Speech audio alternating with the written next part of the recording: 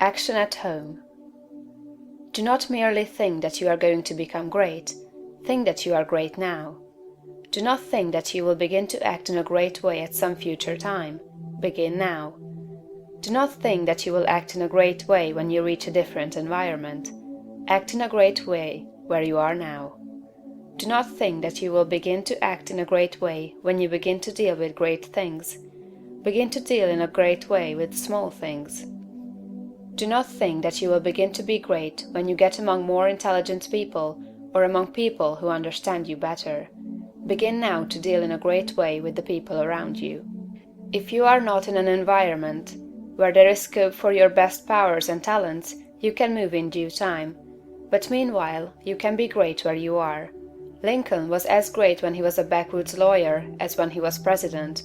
As a backwoods lawyer, he did common things in a great way, and that made him president. Had he waited until he reached Washington to begin to be great, he would have remained unknown. You are not made great by the location in which you happen to be, nor by the things with which you may surround yourself. You are not made great by what you receive from others, and you can never manifest greatness so long as you depend on others. You will manifest greatness only when you begin to stand alone. Dismiss all thought of reliance on externals, whether things, books, or people. As Emerson said, Shakespeare will never be made by the study of Shakespeare. Shakespeare will be made by the thinking of Shakespearean thoughts. Never mind how the people around you, including those of your own household, may treat you. That has nothing at all to do with your being great. That is, it cannot hinder you from being great.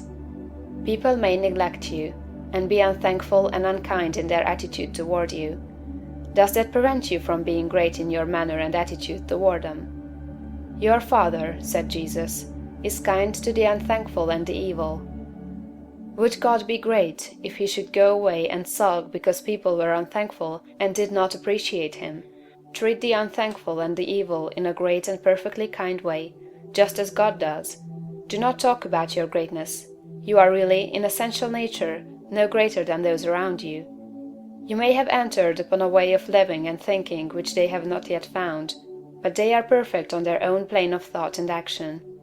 You are entitled to no special honor or consideration for your greatness. You are a god, but you are among gods.